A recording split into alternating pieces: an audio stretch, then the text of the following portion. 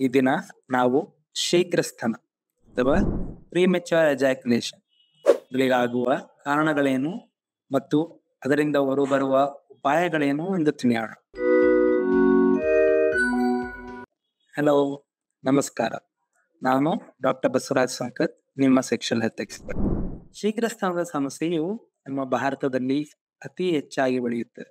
ಇದಕ್ಕೆ ಕಾರಣಗಳಲ್ಲಿ ಮೊದಲನೆಯದು ವೇಗವಾಗಿ ಹಸ್ತಮೈಥುನ ಮಾಡಿಕೊಳ್ಳುವ ಅಭ್ಯಾಸವಿದೆ. ಎರಡನೆಯದು ಲೈಂಗಿಕ ಕ್ರಿಯೆಯಲ್ಲಿ ತಮ್ಮ ಕಾರ್ಯಕ್ಷಮತೆಯ ಬಗ್ಗೆ ಇರುವ ಆತಂಕ. ಇದನ್ನು ನಾವು ಆಂಗ್ಲ ಭಾಷೆಯಲ್ಲಿ ಪರ್ಫಾರ್ಮೆನ್ಸ್ ಆಂಗ್ಸೈಟಿ ಅಂತಲೂ ಕರೆಯುತ್ತೇವೆ.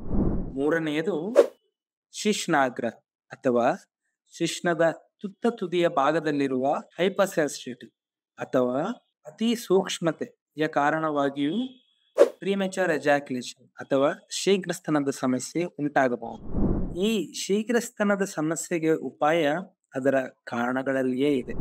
ಶಿಶ್ನಾಗ್ರಹ ಅತಿ ಸೂಕ್ಷ್ಮವಿದ್ದಲ್ಲಿ ಡಿಸೆನ್ಸಿಟೈಸೇಷನ್ ಟೆಕ್ನಿಕ್ಗಳನ್ನು ಬಳಸುವುದು, ಆರೋಗ್ಯಕರ ಆಹಾರ ಪದ್ಧತಿ, ಭೌತಿಕ ವ್ಯಾಯಾಮಗಳು, ಆರೋಗ್ಯಕರ ಜೀವನ ಶೈಲಿ ಜೊತೆಗೆ ನಿಪುಣರ ಸಲಹೆಯ ಮೇರೆಗೆ ಔಷಧಗಳನ್ನು ಬಳಸುವುದು ಮತ್ತು ವೈಯಕ್ತಿಕ ಕಾರಣಗಳಿಗೆ ಸೆಕ್ಷುವಲ್ ಥೆರಪಿಗಳನ್ನು ತೆಗೆದುಕೊಳ್ಳುವುದು ಬಹಳ ಮುಖ್ಯ.